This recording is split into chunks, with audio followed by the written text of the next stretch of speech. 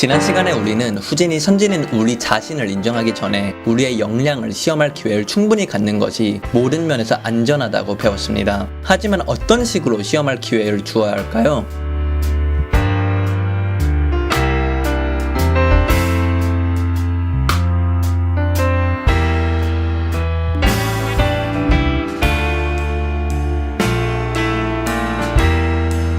우리는 제자의 현품을 존중하면서 그들이 다음 단계에서 발달할 가능성에 여러모로 응답해야 합니다. 선진으로서 우리는 통상 지금의 자신에 비추어 후진의 상황을 판단하고 평가합니다.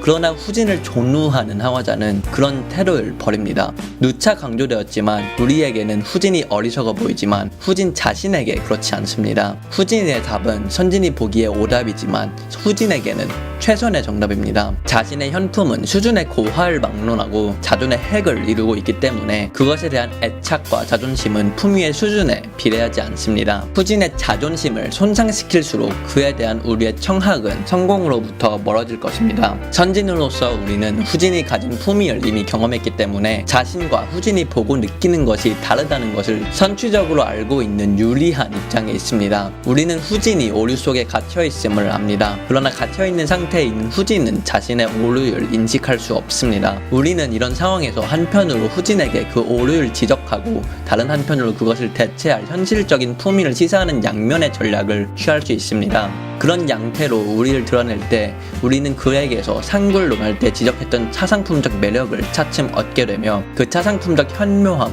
미묘함, 불가사의, 기괴함, 모순, 수수께끼가 동경, 희망, 호기심, 관심, 흥미를 유발시켜 우리의 청학의 제자로서 응할 확률을 높아집니다.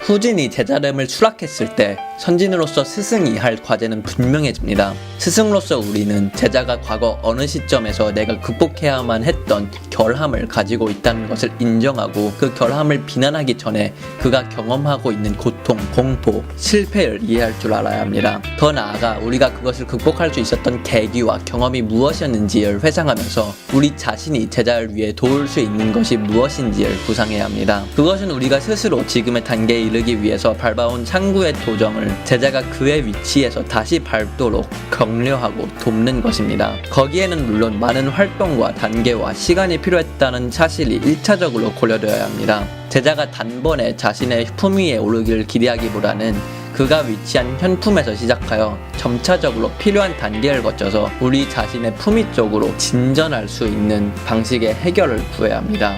제자의 현품은 어느 시점에서 스승이 지났던 과품에 해당합니다. 제자가 단번에 우리의 품위에 도달할 방법은 없기 때문에 도움의 출발점 역시 제자의 현품이 되어야 합니다. 하와자로서 우리는 우선 제자의 현품의 위치를 여러모로 파악하고 거기까지 하강해서 그로부터 제자의 상구를 돕는 일에 실행에 옮겨야 합니다. 우리가 제자의 상구를 돕는다고 할 때 그것은 강요나 간섭이 아니라 도움이라는 사실을 유념해야 합니다. 도움의 활동은 상대가 당면한 필요와 그의 요구에 부응하는 것입니다. 우리는 자신이 위치하고 있는 품위의 권위와 정당성을 상당 기간 유보하고 제자가 그의 위치에서부터 상구를 하는데 필요한 사항을 요구하도록 허용해야 합니다. 그런 도움의 요구와 그에 대한 응함의 상호작용이 활발하게 진행될 때 제자는 그가 가진 품위의 한계를 인정하고 자신의 내적인 품위의 요소를 확장하면서 다음 단계의 품위를 획득할 수 있게 될 것입니다. 그런 반복되는 과정을 통해서 그동안 유보되었던 우리 품위의 정당성이 점차 제자에 의해서 승복해야 할 권위로 인정받을 수 있게 됩니다.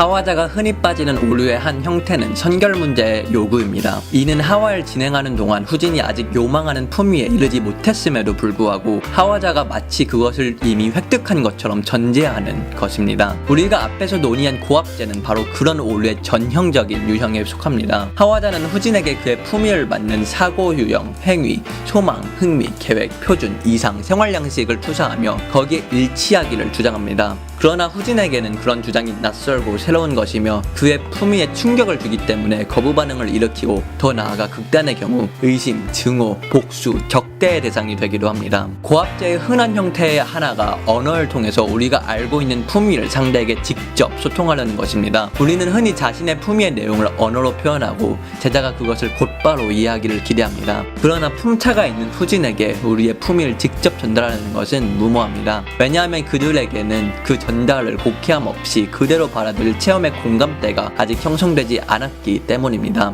후진은 하와자의 말이 아무리 그럴듯한 의미와 내용을 포함하고 있다고 할지라도 그것을 그대로 수용하는 것이 아니라 그의 품위에 맞게 해석하고 받아들입니다. 이것은 하와자의 고압제에 대한 상구자의 저압제의 한 형태로 해석될 수 있습니다. 우리의 고압제에 대한 제자의 다른 방식은 지득, 즉 우리가 수용하기를 요구하는 품위의 외양만을 단순히 흉내내는 것입니다. 선진은 우리의 품위에 비추어 볼 때 제자는 언제나 미흡해 보이거나 잘못을 범합니다. 제자는 잘못을 범하고도 그것을 모릅니다. 몇 번이나 좋은 말로 타일렀음에도 불구하고 이전의 습관과 실수를 반복합니다. 그러나 그 잘못을 오직 그의 책임으로 돌린다면 그것은 오히려 스승인 우리의 잘못입니다. 그 부족함이 제자에게 없다면 애초부터 스승의 도움이 필요할 이유가 없을 것이기 때문에 아직 획득하지 않은 품위를 하와의 상황에서 요구하는 것은 언제나 부당합니다.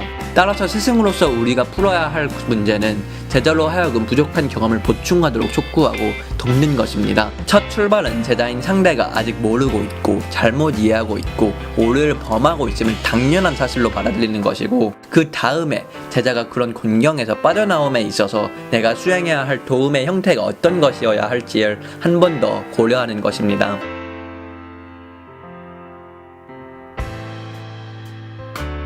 후진을 우리의 논리적 관점에서 접근하는 것은 무모합니다. 품차가 크면 클수록 우리와 제자의 직접적인 현품의 접촉은 더욱 어렵게 됩니다. 또한 그의 이해를 기대하는 것이 무망한 일이 됩니다. 선진인 우리와 후진은 품위상 서로 다른 수준에 있으며 그만큼 체험구조상의 균열이 있습니다. 후진은 동일한 사물에 대해서 우리와 전혀 다른 방식으로 생각하고 판단합니다. 이 때문에 제자의 사고는 우리의 논리로서는 그대로 용납하거나 수용될 수 없습니다. 그런 양편의 입장에서 스승인 우리에게 필요한 것은 하와적 이해입니다. 이것은 하와자가 자신을 기준으로 제자를 이해하는 것이 아니라 자신을 버리고 제자의 수준으로 내려갈 만큼 충분히 품계를 하강하는 것을 의미합니다. 이는 품위상의 차이에 따른 논리적인 간극을 뛰어넘어 과거의 어리석고 어두운 소굴로 회귀하는 것을 의미합니다. 하와자는 지금 처한 자신의 품위에서 직접 제자의 품위를 이해할 수 없고 후진은 지금 처한 자신의 품위에서 직접 스승의 품위를 이해할 수 없습니다. 이런 상황에서 타협할 수 있는 가능성과 책임은 스승인 우리에게 있습니다. 우리는 제자가 그들의 성장이라는 과업에 책임을 질 수 있는 문제 재반 국면들에 적응해야 합니다. 교육의 소재인 수료계와 관련하여 우리가 제자와 직접 공감할 수 있는 영역은 정확히 제자의 현품 이하에 한정됩니다. 우리는 자신의 과거로 돌아가서 지금 제자가 처한 상황을 이해해야 합니다. 우리는 제자의 인식구조로 세상을 바라보고 그들의 언어로 상대와 대화할 수 있어야 합니다. 이것은 바로 자신이 생각하는 현품에 비추어 볼 때 분명한 오류에 속하는 것과의 타협을 수락하는 것을 의미하기 때문에 결코 용이한 일이 아닙니다.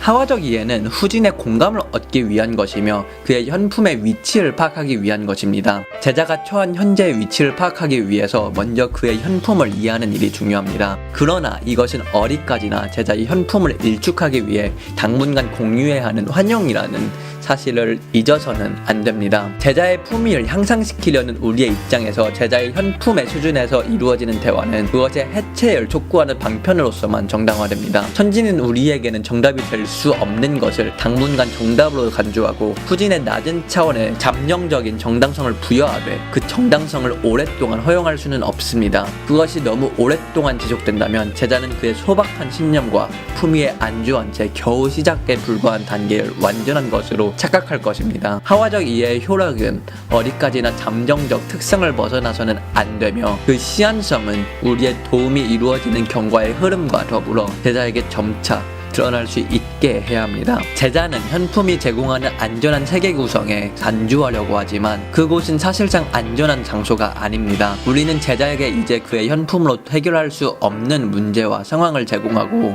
그것의 불안정함과 불확실함을 깨닫도록 도와야 합니다. 그들의 현품 밖에는 항상 무수한 불확실성, 모험, 시련, 위기가 진행되고 있습니다. 그러나 그 사실은 제자가 자발적으로 응했을 경우에만 시료를 얻을 수 있습니다. 하와자의 문제와 도전은 결코 제자의 것이 될 수 없습니다. 제자는 하와자가 이미 해결한 것을 해결하지 못한 상태에 있습니다. 그렇다면 제자의 문제는 무엇일까요? 그것은 말할 필요도 없이 제자가 그의 위치에 알맞은 호기심과 도전감을 가지고 해결할 수 있는 문제가 되어야 할 것입니다. 이 때문에 문제에 있어서도 너무 갑작스럽지 않은 일정한 완충지대를 설정해 주어야 합니다.